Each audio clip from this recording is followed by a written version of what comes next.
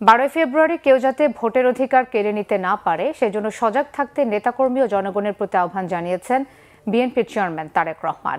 ভোটের দিন তাহাজ্জুদের নামাজ পড়ে কেন্দ্রে যাওয়ার আহ্বান জানিয়ে তিনি বলেন, বিএনপি ক্ষমতায় গেলে দুর্নীতির বিরুদ্ধে জিরো টলারেন্স দেখানো হবে।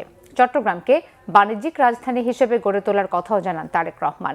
চট্টগ্রাম থেকে আরও জানাচ্ছেন জাহাঙ্গীর আকন্দ, ছবি তুলেছেন আরিফুল ইসলাম মাসুম। 20 বছরেরও বেশি সময় পর চট্টগ্রামে বিএনপির ভারপ্রাপ্ত চেয়ারম্যান তারেক রহমান। দেড় যুগেরও বেশি সময় পর তারেক রহমানের আগমনে ব্যাপক উৎসাহ উদ্দীপনা নেতাকর্মীদের মাঝে।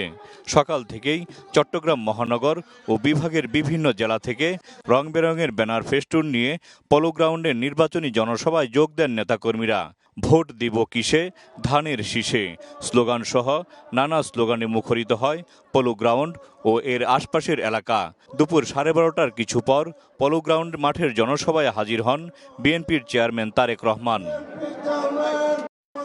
তার আগেই কানায় কানায় পূর্ণ হয় পলো গ্রাউন্ড। জনস্রোত ছড়িয়ে পড়ে আশপাশের কয়েক কিলোমিটার এলাকায়। এ সময় জনসভায় আগত নেতাকর্মীদের শুভেচ্ছা জানান তারেক রহমান। গতানুগতিক ধারার রাজনৈতিক বক্তব্যের বাইরে গিয়ে বক্তব্য দেন তারেক রহমান। তারেক রহমান বলেন, নারীদের কর্মহীন রেখে এগিয়ে যাওয়া সম্ভব নয়। ক্ষমতায় গেলে ফ্যামিলি কার্ড, কৃষি কার্ড সহ জনগণকে সব ধরনের সুযোগ সুবিধা দেয়া হবে। আজ এই নির্বাচনী জনসভায় দাঁড়িয়ে একটি রাজনৈতিক দল হিসাবে আমরা আমাদের প্রতিদ্বন্দ্বী দল যারাই হোক না কেন, আমরা তাদের সম্পর্কে আপনাদেরকে হয়তো অনেক কথা বলতে পারি, তাদের হয়তো অনেক দোষ ত্রুটি তুলে ধরতে পারি, কিন্তু তাতে কি জনগণের কোনো উপকার হবে? কি ভাই, আমরা যদি সমালোচনা করার সাথে যদি সমালোচনা করি, দেশের সাধারণ মানুষের কি তাতে কোনো উপকার হবে? উপকার হবে না। আমি 17 বছর পর যেদিন দেশের মাটিতে পা রেখেছিলাম, সেদিন আমি সমগ্র বাংলাদেশের মানুষের কাছে একটি কথা বলেছিলাম যে উই হ্যাভ এ প্ল্যান, অর্থাৎ আমাদের একটি পরিকল্পনা আছে দেশের মানুষকে ঘিরে, দেশকে ঘিরে। তারেক রহমান বলেন, দেশের মানুষ গণতন্ত্র, বাক স্বাধীনতা, ভোটের অধিকার ফিরে পেতে এবং পরিবর্তন আনতে জীবন দিয়েছে। বিএনপি ক্ষমতায় গেলে পাহাড় সমতল, সবাইকে নিয়ে দেশ গড়বে। আন্দোলনের সময় আমরা দেখিনি কে সমতলের মানুষ, কে পাহাড়ের সময়। 71 সালে যুদ্ধের সময় আমরা দেখিনি কে সমতলের মানুষ, কে পাহাড়ের মানুষ। আমরা চাই সকলকে নিয়ে আমাদের সেই প্রত্যাশিত বাংলাদেশকে গড়ে তোলার জন্য। সে পাহাড়ের মানুষ হোক, সে সমতলের মানুষ হোক, সে ইসলাম ধর্মের মানুষ হোক, সে অন্য কোনো ধর্মের মানুষ হোক, আমরা সকলকে নিয়ে আমাদের প্রত্যাশিত বাংলাদেশকে গড়ে তুলতে চাই।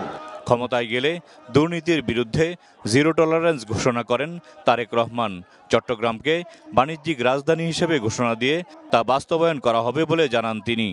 এই যে চট্টগ্রাম বাংলাদেশের ব্যবসা বাণিজ্যের প্রাণকেন্দ্র, সেই চট্টগ্রামের মানুষ সহ সারা বাংলাদেশের মানুষ চায় একটি নিরাপদ পরিবেশ, যেই নিরাপদ পরিবেশে তারা ব্যবসা বাণিজ্য করতে পারবে, বাণিজ্যিক সুবিধা তারা চায়। 12 তারিখে নির্বাচন, ইনশাআল্লাহ এই নির্বাচনের দিন আপনাদের কাছে আমার প্রত্যাশা, কখন যাবেন ভোট দিতে? না, এবার ফজরে গেলে হবে না, এবার তাহাজ্জুদের নামাজ পড়ার জন্য উঠতে হবে। তাহাজ্জুদের নামাজ পড়বেন এবং ভোট কেন্দ্রের সামনে গিয়ে, যার যেই ভোট কেন্দ্রের সামনে গিয়ে ফজরের নামাজ জামাত করে আদায় করবেন এবং তারপরে লাইন দিয়ে ভোটের জন্য দাঁড়িয়ে যাবেন যখনই ভোট কেন্দ্র খুঁজে পারবেন, ইনশাআল্লাহ। তাহলে কথা একটাই, করব কাজ, গড়ব দেশ, সবার আগে বাংলাদেশ। 12 ফেব্রুয়ারির নির্বাচনের দিন কেউ যাতে ভোটাধিকার ছিনিয়ে নিতে না পারে সেজন্য সবাইকে সজাগ থাকার আহ্বান জানান তারেক রহমান।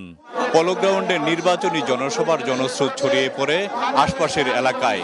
উজ্জীবিত নেতাকর্মীরা বলছেন, তারেক রহমান নির্বাচনী জনসভায় যে নির্দেশনা দিয়েছেন, মাঠে গিয়ে ধানের শীষের প্রার্থীকে বিজয়ী করতে সেই অনুযায়ী তারা কাজ করবেন এবং তারেক রহমান বাংলাদেশ গড়ার জন্য যে পরিকল্পনা নিয়েছেন সেটা তারা বাস্তবায়ন করবেন।